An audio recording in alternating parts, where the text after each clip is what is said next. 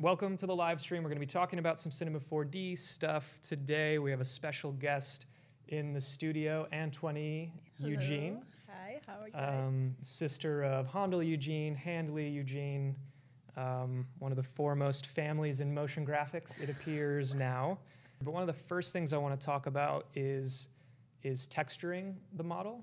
So in terms of texturing a single piece of geometry like this, because this is all one piece, and I have it in a HyperNurbs, but I can turn off the HyperNurb and we can see just how basic this guy is to actually come in with our selection tool here and then just decide how we want to break this up, right? So it's like I could imagine there being a separate color on the base of the shoe, so we could start there and actually just kind of start selecting some of these guys.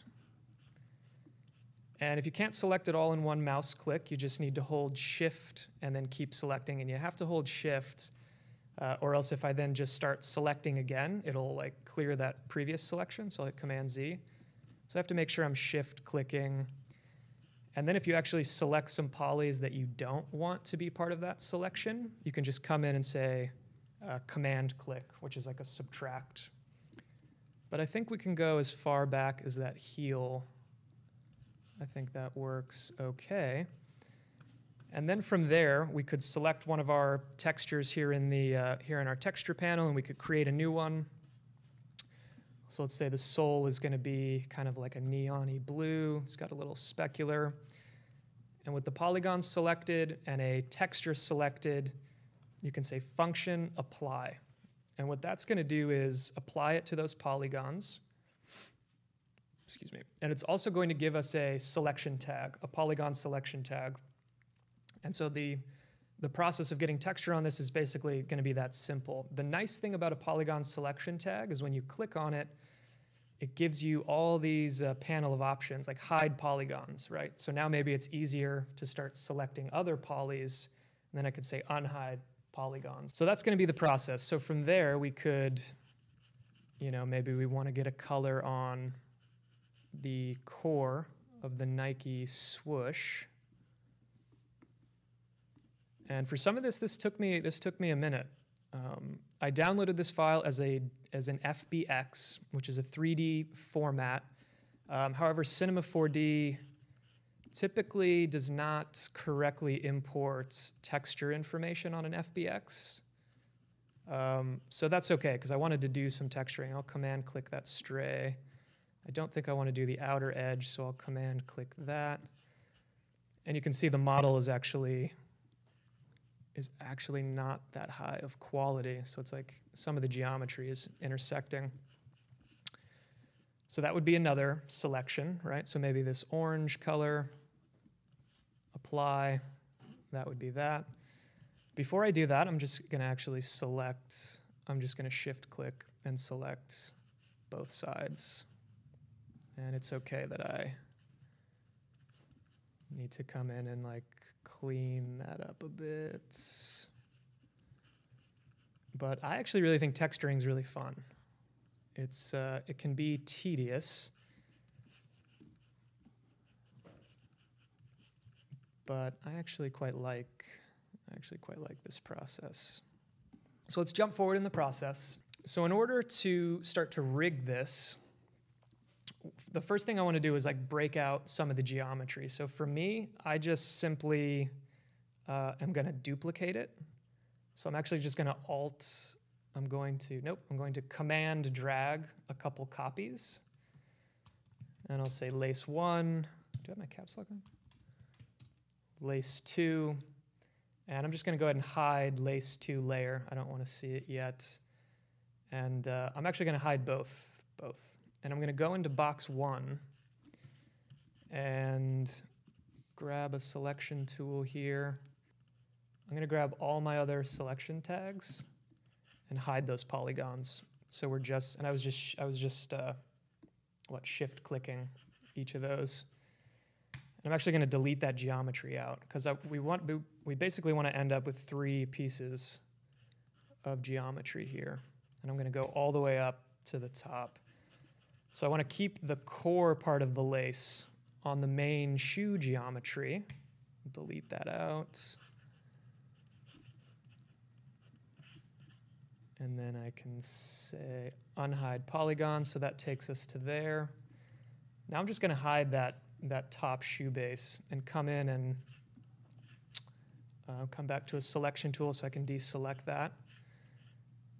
And again, I'm going to command click actually all my selection tags, say select polygons, then I'm going to delete, because on these two layers I just want to end up with single lace pieces on each piece of geometry. So I'm left with the lace, and I can grab rectangular selection tool. I could come into a view like this and come into a side view is going to be helpful. And if it takes a couple attempts there, that's okay, I think. And there may be a cleaner way to do this, but for my money, I think it's all right. So we can come back just to our normal mode out of a polygon selection mode. And let's go ahead and go to our character panel. And let me make sure. HyperNerbs is so 90s. I like HyperNerbs. I may never update my software, guys and gals. So we're going to go to the character panel. And I may just pull this whole thing out here and go ahead and dock it. And we're going to grab the joint tool. And I'm going to go to an orthographic view here, all four. And let's come at it from the side. I think the right view is going to be the way to go. Okay, how'd you get to the joint tool? So the joint tool is under character, and then it's halfway, about halfway down the panel there. And let's see, a root null, yes. A line axis, yes. Right out of the box, the joint tool is good. We just want to make sure you're not drawing any symmetry. It shouldn't be on by default. So to lay our first joint, let's start at the back of the shoe, and we're going to command click, and it's going to put this first part of a joint. Now again, if we command click, and I kind of want to think about this in terms of where the shoe would actually bend. So I'm going to go pretty far on the first one. You wouldn't expect the heel of a shoe to really bend that much. So I'm going to go a pretty good distance. And so if I command click again, it's going to draw that first joint. And then just from there, you keep going. Command click. And I'm actually going to follow the curvature of the shoe. Command click and command click. Good? Okay, how'd you get the root to make the joints? So yeah, just when you have the joint tool selected, you got to command click to lay that first one. Oh, there it goes. Good? Got it. It's a little weird at first. So if we come back out to our regular viewer, you can see kind of what we're trying to do. And I like to put it in that orthographic view just because it'll lay it pretty much in the center of the boot here, as long as we have that centered in our composition, and to just try to follow that curvature so that when we do any deformation with it, it's going to be aligned when we set our set our poses here. So that's that one. Before we do any binding to geometry, let's go ahead and so we'll call this our shoe base. I still have the joint tool selected, and I'm going to come into the front view, and we're going to do a similar process where we're going to command click at this first root. Now we're going to need a lot more joints in here, right? Because it's a lace and it should be pretty bendy. Let's see. I'm just going to command click. I'll go pretty broad with it. Command click. Command click. Command click. Do you guys need me to say it over and over? I'm sure that's pleasant to hear. So then we get this longer joint chain, which looks crazy, but we'll go ahead and convert it to an IK, so it gets quite simple. Now I'm just going to come and click in my panel just to let it know I'm done with that joint chain from that first root. And then I'm just going to do the same thing on the other side here, where I'm going to kind of start from this top area. Now we may have to do a little cleanup here. And if I come back in, you can see it drew it directly in the center of the scene. So it's kind of hovered off, but we can just grab those two roots and I can collapse these and just go ahead and pull that into place. And you'll see we've got a little bit of cleanup to do in terms of getting that as close as we possibly can. So that's really as simple as, so like if we started from this side, I'm just going to go down the line here. Say like the first one's okay. This one can come over slightly. Go to joint 2, kind of move that into place. Joint 3 into place. Joint 4. And that one gets us pretty close, actually. The rest of those seem to be falling in there. Kind of come around to this other side.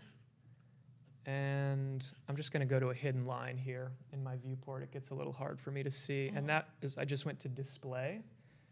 And these are our display options, right? You can go like quick shading. Sometimes I just like hidden line for rigging, just so I don't have to, it seems like the joints stand out a little better in this mode here. Let's see if I can quickly,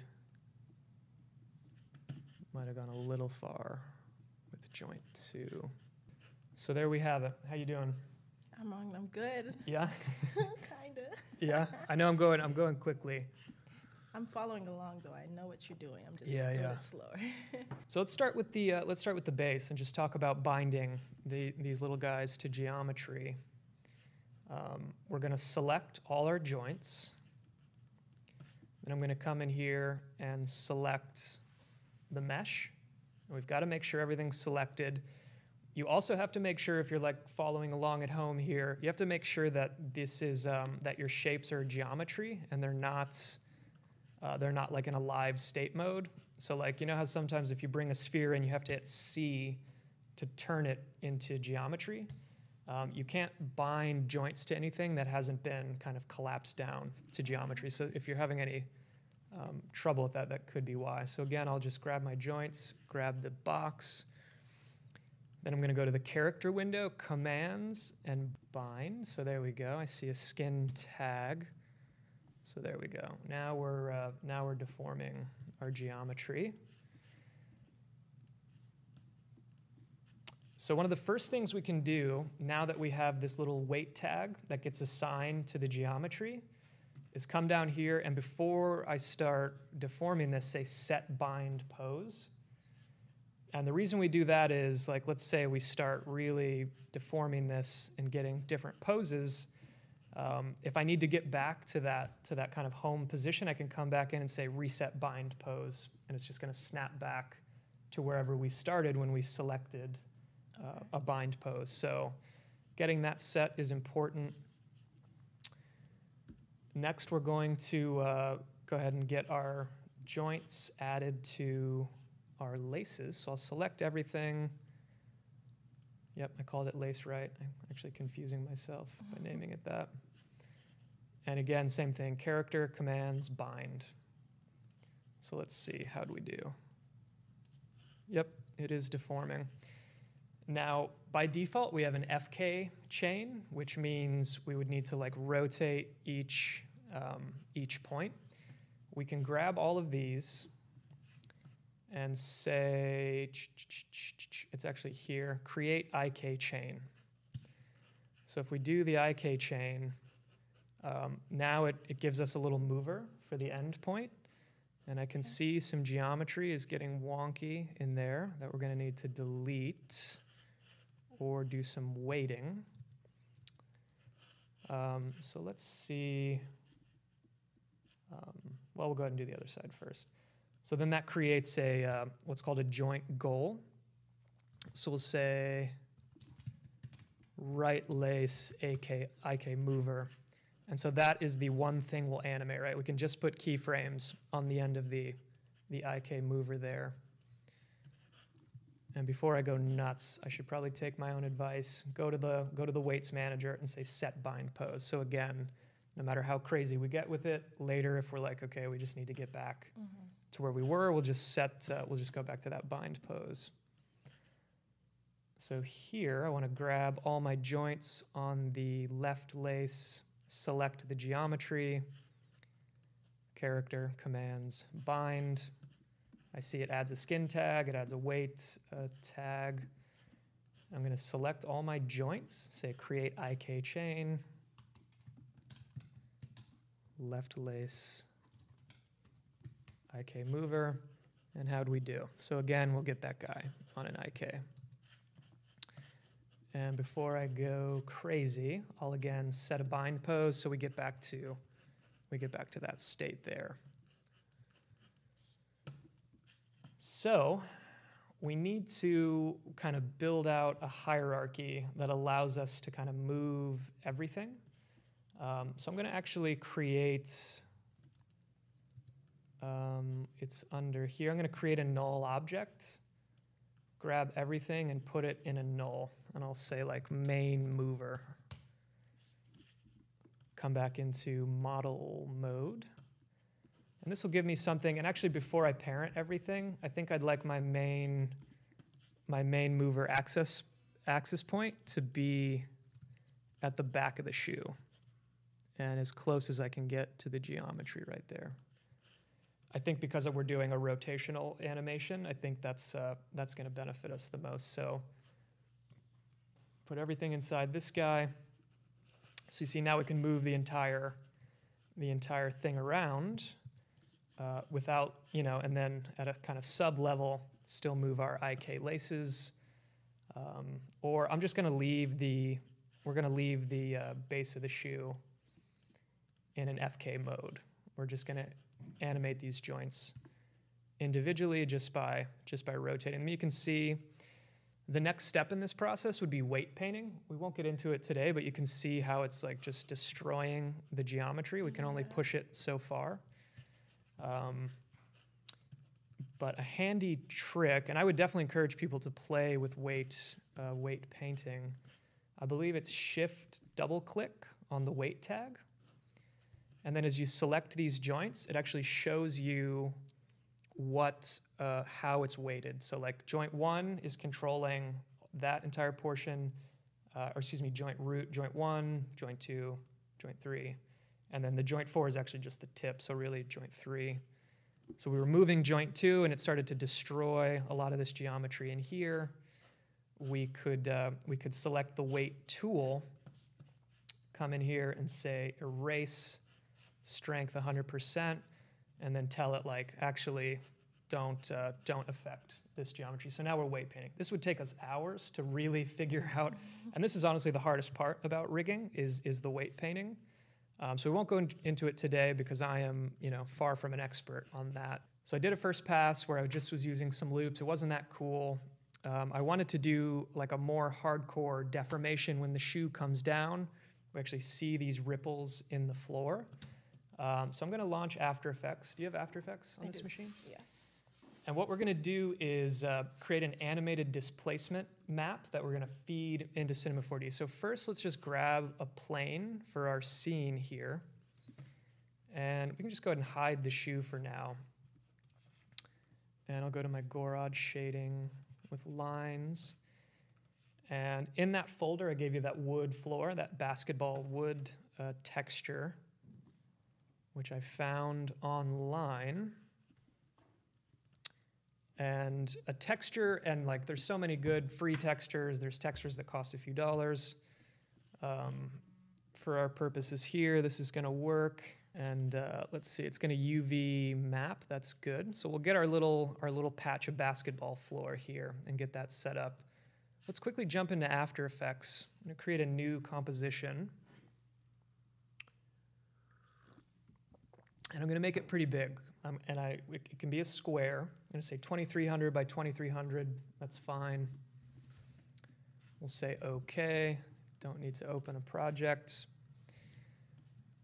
So let's take a look. A displacement map is in Cinema 4D done on a basis of white and black values. in a displacement map, like if you were to just add noise to a displacement map, I'm not sure if you've done that before, but then you would see like just the ground start to spike up in random places in like a noise pattern. So likewise, we could just create white circles in After Effects, animate them out, and then feed those white circles into a displacement map, so we'll get just a perfectly clean line, but we need to make sure it's blurred or else it'll cut too hard. So we'll just quickly create, and I'll use my center safe, and what is it, Shift Option Command to pull out directly from the center. We'll use I don't need any fill on this, so I'll turn off the fill, and I just want a white stroke, and it needs to be pure white. And I'm at about 160 pixels on this, and that I think looks okay.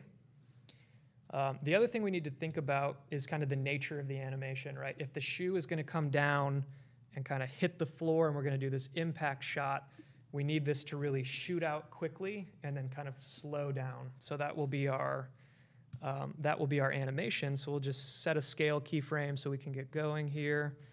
Put it at about 1.5 seconds. I'll say 0. And so we just get a linear animation. And actually, I want this to come very close to the edge of what we're doing here.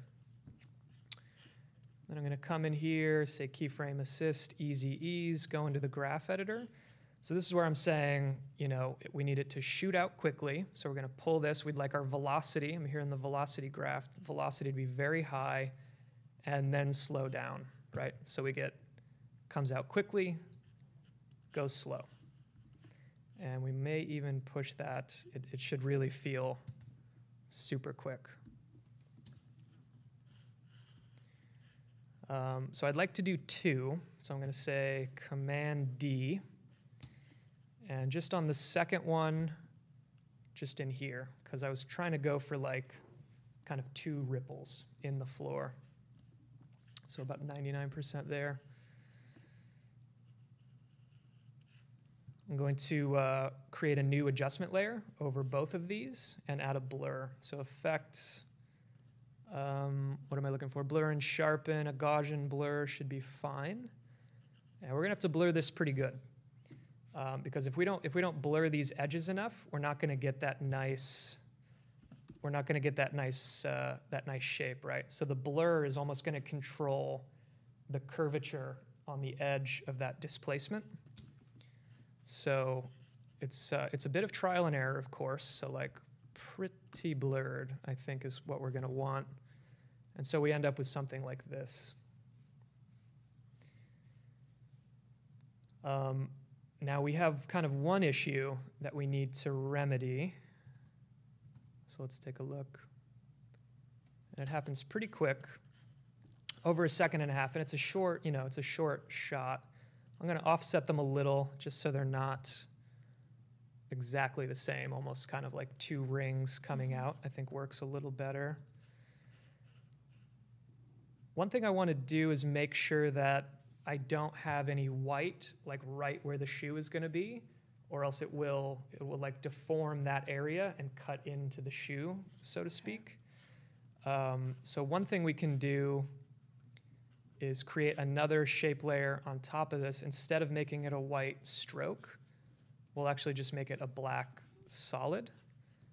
And I'll kind of like paint out where we can give a little landing pad for our shoe in the other shot there. Because I don't want any white to kind of intersect that. I want the rings to come out around the shoe. But again, if we cut across it too much, and you see if I put it under, it's too blurred. So I'm going to actually apply a Gaussian blur directly to this shape layer. Because on a displacement map, we don't want any hard edges like this. It will not play nicely in the final. So I'll just make sure that we never get any of that white, kind of like dead center where the shoe's going to be. So then we get something a little more in that realm. So from there, we could Control Command M, go ahead and render that out. In terms of rendering it, I am keeping it really high quality, right? I'll just keep it on animation, totally lossless, totally uncompressed, and call it something like animated displacement map V1. So from here, if we were to come back to this wood floor texture, I think we add a little reflection. Basketball floor has a reflection typically. If it's in good condition, we can add a Fresnel and like dial that back to like 10-15% kind of range.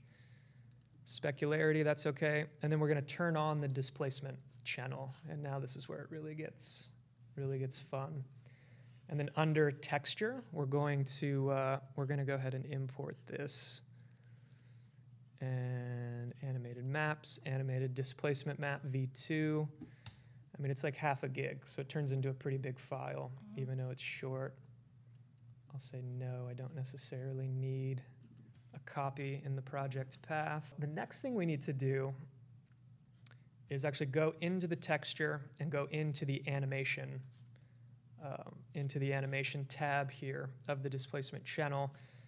By default, this animation is just going to start from the beginning, right? And that's reflected here in saying just start on frame 1 and just play. What we can tell it is, give us a range. I'd like it to start on, let's say, frame 20, because that's when our shoe hits. So we can try to time it up with the animation of the shoe, right? So just for kind of blocking purposes, we can say like maybe the shoe touches down right at 20. Before that, it's up and it's over, and it's in this position. And we're not going to dial that in just yet, but just to prove just to make the point of trying to time up this displacement mat here.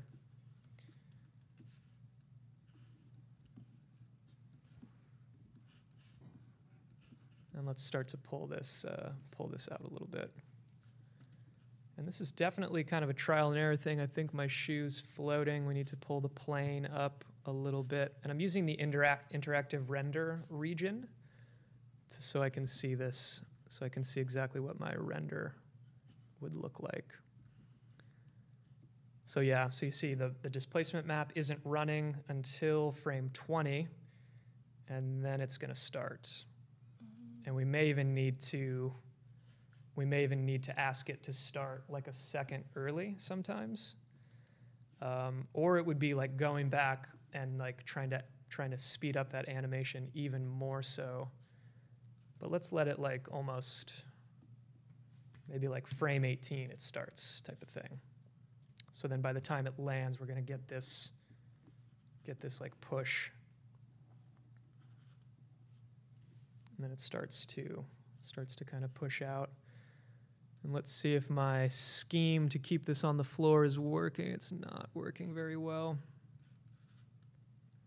It's a little floaty. It's like a Jedi Force kind of thing where it's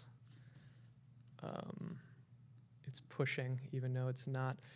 And it's hard because when we're looking in the viewer, it looks like the geometry is intersecting, but we need to view it on the displacement of how it's going to look as it's displacing, because that's what we're going to see in the final render. Now, sometimes a good trick is to actually use the displacer, I believe, and then we would actually, because it's a deformer, we would see it in real time. But I'm not super familiar with that process, so I think just getting it to there, I think, is okay. I'm going to start with a spotlight. I'm going to turn off my render region. Oops. Take this down about 90%. And before I go crazy positioning that, I am going to ask for a little bit of visible light, a little bit of volumetric light. And then under details, I'm going to ask for inverse squared physically accurate fall off. So I can do this number. I can expand this out a bit. It's kind of like a spotlighty type shot. And, that that visible light. I guess the visible light is on that controller there. And the render region is going to look very low quality unless we turn that up. Going back to what my director in Portland always liked to do, having a key light is going to be one light, but then we need a pretty strong rim light. And I'm going to use just an area light, and I'm going to pull it to the back. And you can see when I say rim light, I mean that back rim, that back part of the object. And now we're just getting into kind of photography principles. Let's see if we can set this up. And one thing, I think I learned this from Nick Campbell many years ago, was just adding a touch of color to your lights. A kind of LED light, a more slightly a little bit more blue, perhaps. Maybe our key light isn't pure white, but it just has the slightest bit of maybe a yellow or an orange, but barely anything. It's basically white. But when we start using global illumination, you can get slightly more interesting details that way. But let's see, we can turn our render region back on. So, one of the big things typically with shoe stuff that I had the chance to do was pretty simple light setups, right? Like trying to show the edges, the contours of the product. And of course, we're not using, our anti-aliasing is all the way low, so it looks quite bad. I think our floor is actually in need of some more subdivisions. It doesn't look super smooth. So not 4D is what we want. So we add some more subdivision, and it's already starting to look a little smoother there. So maybe even like maybe 50 a piece on the plane. And obviously we could go higher than that, but for now I think that's okay. One thing I don't love is the white texture on the main glove of the shoe. I think it'd be a little more interesting to do something a little, maybe more like a mid-tone.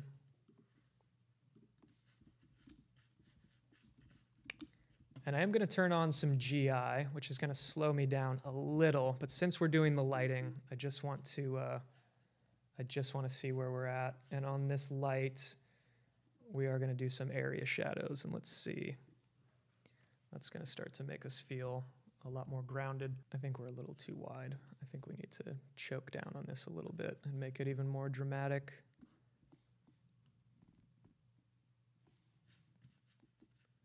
I think contrast is typically the key in these kind of situations.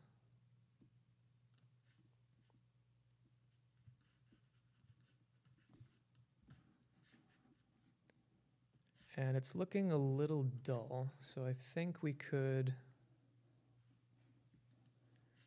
push that rim light. Let's see if we brighten that way up. We're going to start to get a slightly stronger line on the back there.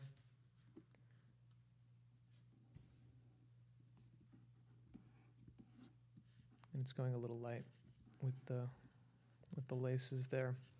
So this was my this was my general setup, right? Get it rigged, kind of think about the general, positioning of the shot.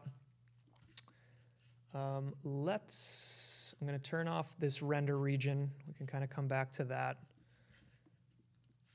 Let's try to animate this guy. So I'm actually going to filter out lights. I don't want to see them in the scene right now.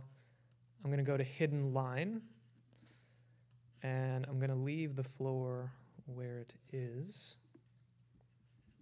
And this is where it gets messy, but also where it gets where the magic is, right? So by default, we just have this animation. It comes in. We need to block it out. When I was doing the first shot, I wanted it to feel like you were almost seeing the shoe come down in real time, and then as it hit and started to like pull up, that it was like more of a slow motion-y kind of time warp effect. And I don't, you know, we would definitely need to dial that in. I don't think we were quite there, but let's just try to keep with that concept. So let's actually go back. Let's go back to this first slam down, and I'm going to pull the weights manager and all that down by command clicking, and I'm going to open my timeline. And the timeline is where, and if I hit spacebar, I can turn this to splines, and then if I hit H, it will frame whatever active splines there are, given whatever I'm selected on here. So we only have animation on the main mover so far, so it's still quite simple. But as we can see, this is easing in, and then it's easing into the ground. And that's actually not really what we want, right? We want it to feel like it's kind of slamming down. You know, I almost was trying to think about a player kind of coming through and putting their foot down. So just on position, right, we could take this and say, all right, it can ease at the top, but I need it to slam into place. So there we go. So it looks quite terrible because it's rotating too much too soon. And that might even be a bit extreme. So if I look at the rotation, oops, we Command Z that. And it's the rotational pitch on there that's kind of easing. So let's actually not ease that. I'm going to pull my timeline down to just the first 30 seconds. And let's try to work on this part of the animation. But this is typically always how I work. Like, start getting your blocking keyframes in, and then decide, like, why does it look so wrong?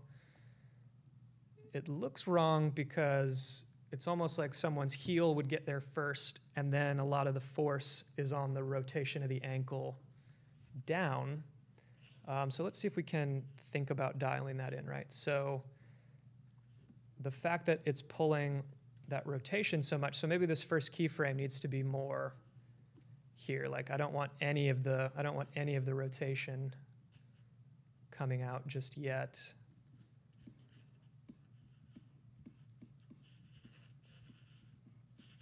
So let's see. Okay, getting closer, but it needs to, let's see, here, and then almost like 2 frames later, it needs to slam down.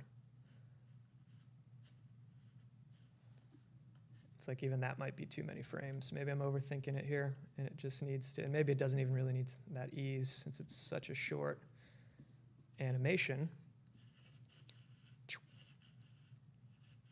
See, I think it needs to be the very next frame. I don't like how it's doing that. So I'm just down here in the rotational pitch. And before we can really smooth anything out, it is about getting our blocking pass to feel better. I also think it would look cooler to have that rotation a little more dramatic, so I can just pull this bottom keyframe down and see if I'm starting to get something that looks a little better.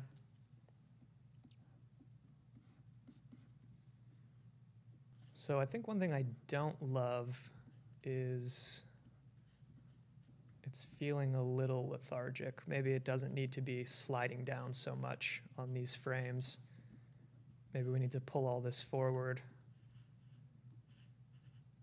So one thing we can do now, as we're starting to block in this first part of the animation, is come into our shoe base kind of rig here, and let's set some keyframes. So I think right at about frame 2021, that's where the foot would be getting pretty flat, and the athlete would be starting to shift their weight to those front toes. So I think it's a decently safe bet to take, let's say, joints 1 through 4 here and just select them and hit a keyframe. Then we could kind of come back a little bit, and maybe our shot starts wider. And maybe around here, let's see what we can do to push the pose on this guy. maybe even joint 1. But I know from my weighting, it's going to be tough to get away with that first joint. And so that's joint, I guess joint 2 is really going to be, and I'm going to push it pretty far to the point of getting a little break, possibly. I don't think we can go much with that joint.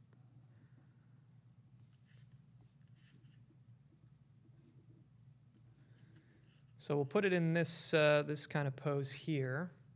And again, I'll take those 4 joints, lay another keyframe. And so now we're going to get even more of a kind of dramatic, hopefully, slam down, where we start with that toe up and then kind of come into a slam down position. So I think the next thing we could do too is grab our IK movers on the laces, and we can be a little playful with the laces. I think when we're starting here, it would be cool to have the laces kind of trailing behind. So let's say as the shoe's coming down, this is the pose. And I'll take my right IK mover, kind of pull back and up, and do a little asymmetry. Can't go too far. And lay a keyframe. Then it's going to come into this pose, come down here. Actually, I think both those keyframes can be very close because they're going to be mostly in that pose for those like 6 or 7 frames. Then as it comes through, we're going to start to get that overshoot. So let's actually open this back up to more like the first 40 or 50, not 500, 50 frames. And now we're gonna get this swing through. So I'll go to like 40, come down, and I'm now controlling both at the same time, so that's good. And I definitely don't want them to go straight because that looks strange. But they are gonna kind of swing forward. I'll lay a keyframe, but I'm gonna work with each one individually, right? Like it would come pretty far forward, but keep a little bend.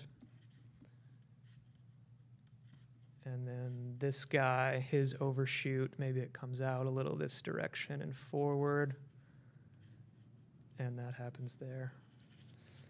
So you can see it's interpolating and it doesn't look right. So we need a breakdown pose. Like if this is pose 1 and this is pose 2, we need a breakdown in the middle that says, actually, I want you to swing more towards the floor, right? So we'll just quickly try to get a breakdown in there, lay a keyframe, go the other side, try to get a breakdown kind of in that range there. So now when it happens, they feel like they have a little gravity on the end and kind of swing through.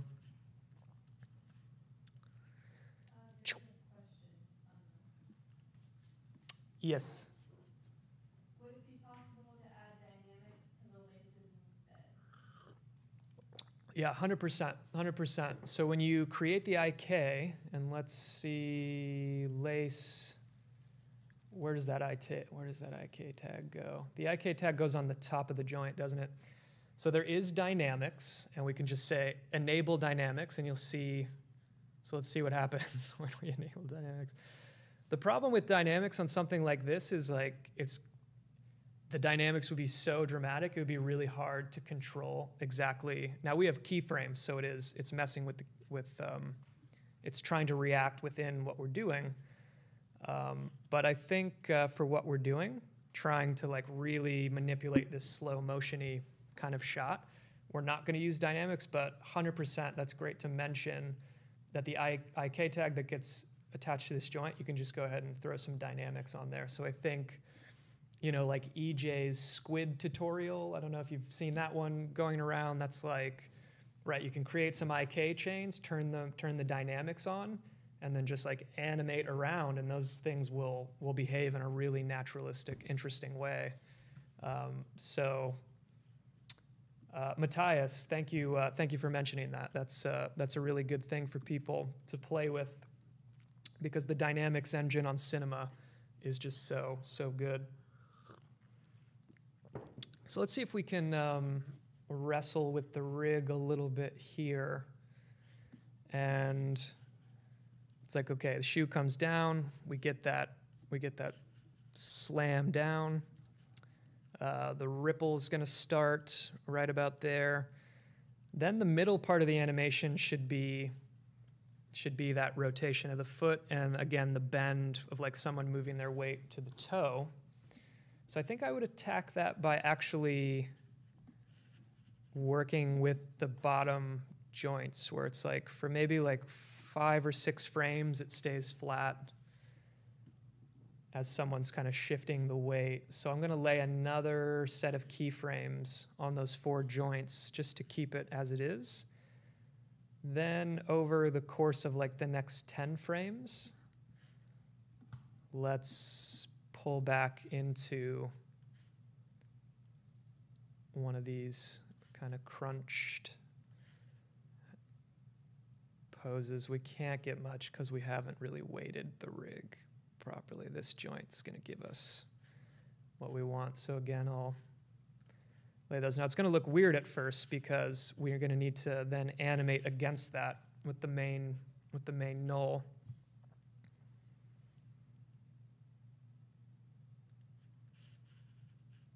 So we'll go back to this main mover and kind of see how we're doing with this. Where it comes down, again, it's going to stay in place for just a few frames. It starts to move on frame 29. So right around frame 28, I will lay a keyframe on the main mover. And then as it goes into that pose, now I need to put it into position to try to hit that other. And with the displacement we're doing, we might have to finagle a little bit. It would probably be cooler if we could get to a way more dramatic pose. Like really roll off that toe. And this could be tricky. We could get into the weeds a little bit here. And so just for the sake of blocking, I'm going to lay another keyframe. Now, I probably went forward too much, like the foot's going to slide, and that's what we don't want. So there's some automatic overshoot. That's another good thing to talk about. We're not using weighted tangents like we would in Maya, so everything typically overshoots. So in the timeline position panel, you can see, because we're using Bezier, we need to break those tangents. So it's not doing that. What is it going to be? Alt? Nope. Shift. Shift click to pull that and flatten that out. Because we do not want that overshoot, right? We just want it. We're basically creating a hold on these middle 6 or 7 frames. Let's see, did I move it forward too much? No, I guess I didn't slide forward as much as I thought. But I'm getting a wiggle in there. I'm going to need to zoom in. Look at that overshoot. That's not what we want. So that's a rotational overshoot. That looks like the pitch overshoot to my eye. So again, just break that down to get more of a hold frame.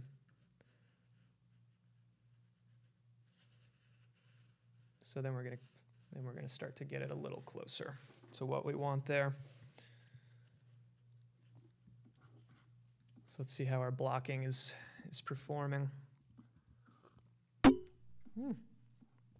Spilling coffee over here.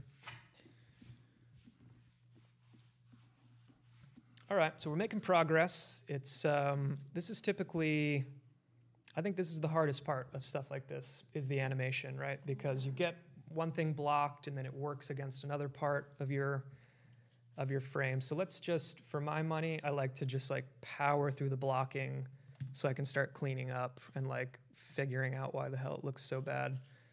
So let's just like get this guy off screen to complete the blocking so we can really, and he rises up way too much, doesn't he? Off that plane. And maybe seeing it in more of a front or side view, because I need it to stay down for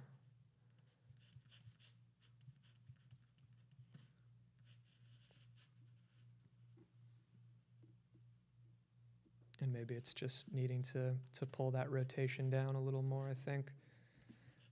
Okay, sorry, I'm getting distracted.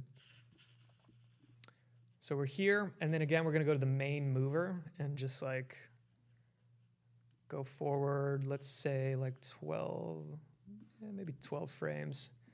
And we need to get this guy out of here, out of the shot. And we're getting dangerously close to the point where we need to commit to a camera angle and then start working from what the camera sees. Because if we were in a studio environment to get a shot finaled, it would be more about how it looks in frames. So I'm going to pull it out, go forward, rotate down, right? Because like as the foot would come through, then when someone steps through, it's like you almost point your toe to the ground as you're going forward. So that kind of makes me think we need to see it go out of the shot kind of in that way. So I'll lay a keyframe there.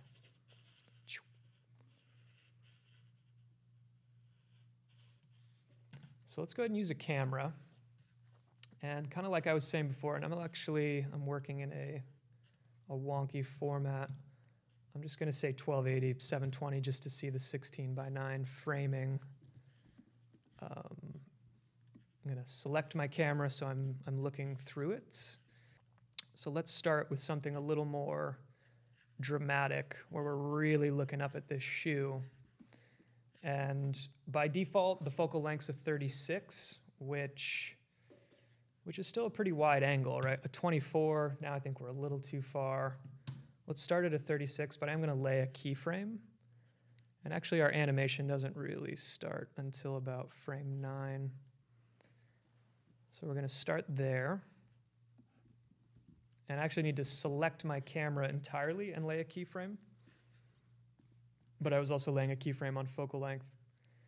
And then by the time it slams, right, now we're going to get to our kind of hero shot where it's going to be like so. So I can get that rotation dialed in. And I think in a compositing software like After Effects, we would maybe like add that little camera wiggle. I don't think I would want to lock it in to the cinema frames, but I think that's something we would do. So as I was saying before, like playing with this focal length perspective by actually animating it, I think can be an interesting thing where it's almost like the cameraman has zoomed out and then as it's starting to pull into the frame, maybe zooms back in, and maybe I'll take that 24 millimeter frame. And the first time I ever got to do shoe stuff, like it was always, I mean, not always, but oftentimes it would be a lot of shots. They would want high energy. So like playing with the zooming would be one way to add a little bit of interest without having to animate the camera around too much. I think another thing we could do with the camera is as it's actually leaving the frame, and let me come forward a little. It's almost like the cameraman is trying to follow it slightly. So we'll start to like pan up like we're trying to stay with it, but it's too quick. And I'll lay a keyframe there and then pull it out. So it's almost like the cameraman, he's trying to get it in frame. And then as it's going away, we start to,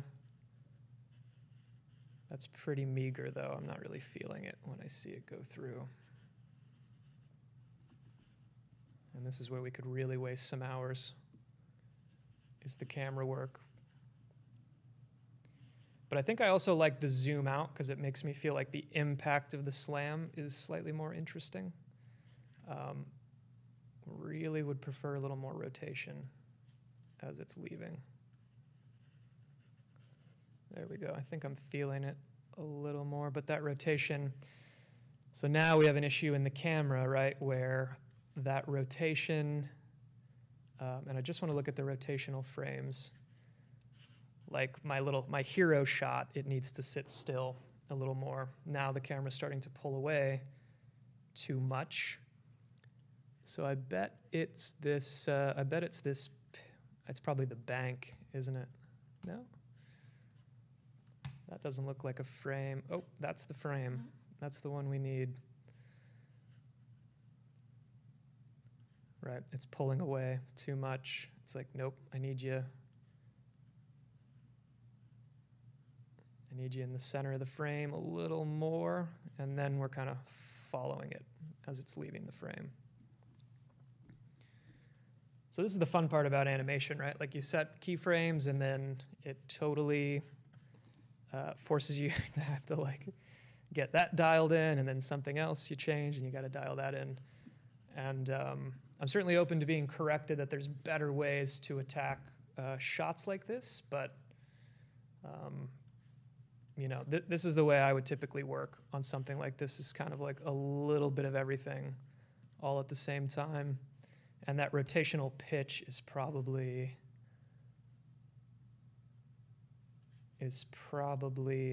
getting away from us a little bit. Like I'll just ease it out so it stays.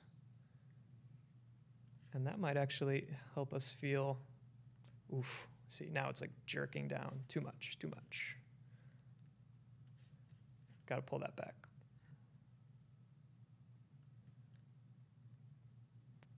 Oof, still too much. But close. The other thing we can do really quickly is on our laces. You know, the laces are going to pull forward, but then as that forward momentum starts, it's almost like we should see the laces. Oops. And I'm using the other one. Let's use this one. The laces should start to pull back the other direction because now the forward motion of the shoe. And it's happening so quickly, we may not see it, but I think animating it is useful in case we decide to widen up our shot at all and see any of that. So it should like pull back, but again, I don't want it to go straight at any point. And I'll lay a keyframe, and that's too close. So I'll pull that out to about 50, but I'd like to see them start going back the other direction from that forward momentum. So I can grab the left lace IK mover, go forward a bit, and start to pull that back as well. And make sure I'm not like intersecting any geometry. And apologies to our live stream guests if this is just too slow and tedious, but this is animation in an app like this. It's kind of blocking, doing breakdowns, and then just finagling until you lose your mind. But honestly, this is fun. I think I could spend all day trying to polish this and make it look less terrible. So let's come back and see our lights again. Now, one thing that can happen in these situations is we want to light our product independent of the environment, and I can see that my rim light is casting all this light on the wood floor. So that should be as easy as coming into the project tab for the light and just asking it to exclude the plane. And so you see now that's going to go away on the plane, but we can still touch that back contour with that blue rim light. And the reason that's helpful is like, for obvious reasons, now we can just really, like maybe we make that light way hotter and start bumping up that back. Right, like we're getting closer. That's more interesting. That's starting to pull it out of the frame a little bit more. We could even go further and like exclude the floor from the key light and just totally light the floor separate of the product in the frame. I think it looks okay. I think we might be able to push that even more. And it's going to depend on the way you texture your shoe. Like if it was more of a darker tone, which I actually think looks more interesting. Okay, so let me turn off interactive render region. So let's say we were feeling good about where it is. You know, we would need to really, one thing I would do is check the lighting and the render at different stages of the animation. So like, come back to our render region. Let's see what's happening in the bottom of the shoe. Okay, that's probably an issue. It's looking okay in there. Now it looks a little off. I was rendering it yesterday and it happened so quickly that it kind of still felt okay. And you see it starting to lift up off the floor though a little bit. So let's talk a little render settings. And I'm really pushing my old iMac to the limit here. So biggest things for me, right? Anti-aliasing. That's the little jagged edges on the edge of basically everything in the scene. I've got it on best. If I was ready to produce like a JPEG sequence or start doing a multi-pass render, I would turn this up to 2x2, 4x4. That's going to dramatically slow things down. For a full animation, I would be selecting the global illumination setting, and I'm on an older version, so some of this language may be updated on the newer ones, but doing the full animation pass, we would need to do the irradiance cache samples I have at medium, which I would typically leave. Now, typically, if I was really doing this in a studio setting and I wanted it to look really polished, I would probably turn the diffuse depth up to 2, which means instead of light bouncing 1 time, it bounces 2 times. That takes longer to render. It gives you something wildly more realistic. Now, the problem with the way that I did this is like typically a second diffuse depth would like make things way brighter, although it doesn't really appear to be that far off here. Of course, I'm using the low quality interactive render region. So I think that's looking pretty cool. Obviously, our shoe texture is super basic. We would need to really add a lot of texturing in there, but a single frame, 50 seconds, so about a minute, 60 frames in the shot. So it would take about an hour to render with these settings for this 2.5 second shot, which isn't terrible actually. And then we could get it into compositing. So let's talk about it. Do you feel any of this is going to be useful for your definitely. I for have your to shoe go back shot? and watch it slowly. Okay. Yeah. Introduced a lot of new things. I've never really gotten much into animation with Cinema 4D. I'm learning modeling and things like that now. Yeah. But this is pretty cool. It's pretty hard. You make it seem so easy. I know, it's like animation's crazy in here because you immediately get into the weeds. There's so much position and rotation on every single object, and it really is just like experience of doing it a bunch, and doing traditional 2D animation I think is really helpful, because then you can start to think of it in terms of poses and key poses and breakdowns. Just those animation principles. That's what guides our thinking to try to figure out what's wrong with the shot.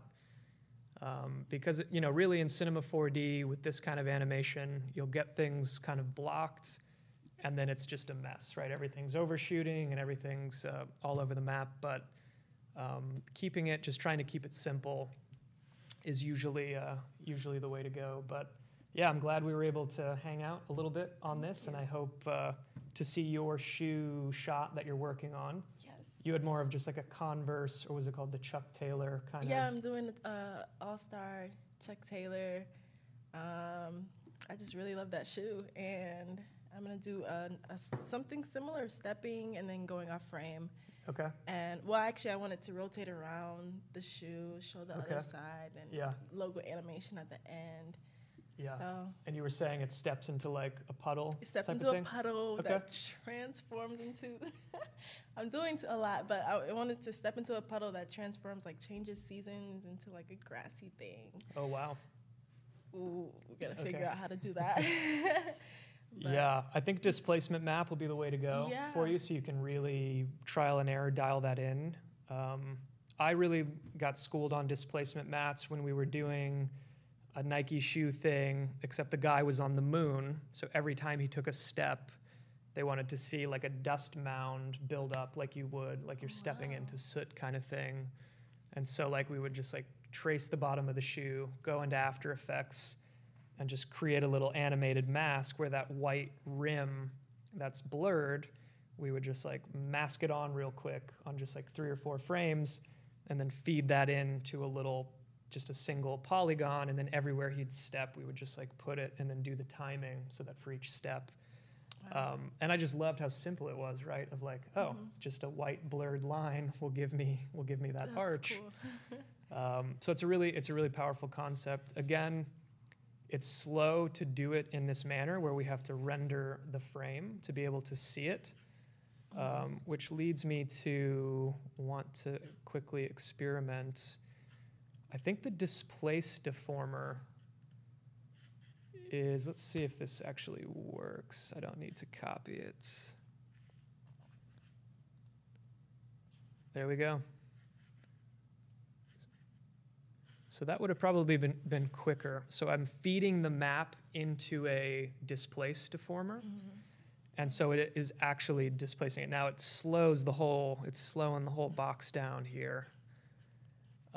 But that actually would have probably been an actually superior way to go about it if we like take these segments way up. So for your water shot, maybe this is the way you do it, as opposed to feeding it into a texture, actually just displacing it in the scene. I guess the good thing about that too is like if we were to bring our Displacer. Basketball texture back in, I won't copy it to the object. It's like, yeah, I guess we would have actually saved ourselves some time. For whatever reason, I've always put it in the texture channel. But this Displace Deformer is something good to look at as well.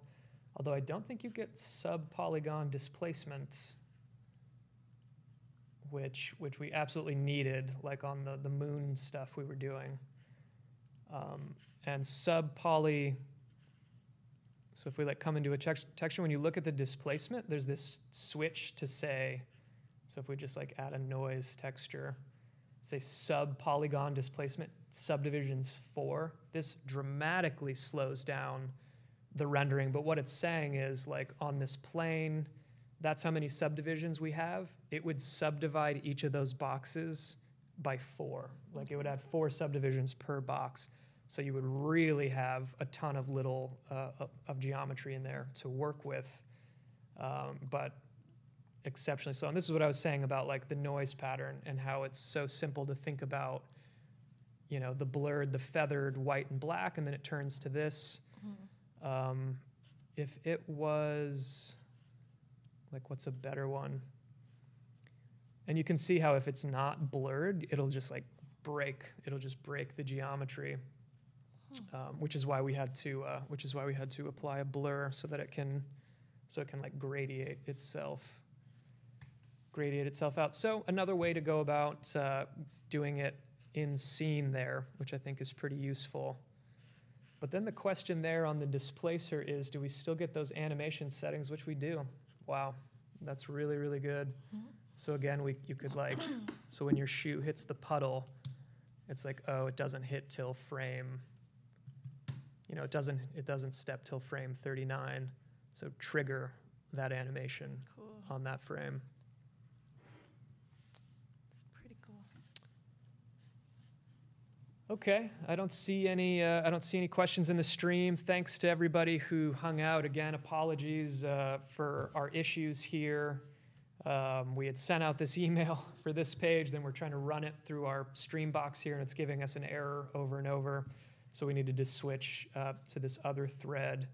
So I will say thank you for hanging out. Hopefully some good stuff in here. We'll try to get maybe an edited, cleaned up version of this, and we'll get it posted, and hopefully some good tidbits of information for people. And Antoine, thank you so much for coming down from Tampa, and you're back to California in the fall? Yes, August, Okay. I'm going back. Okay. Yeah. If you're in California, hit her up and, hang out. So thanks, everybody. Definitely. Thank you.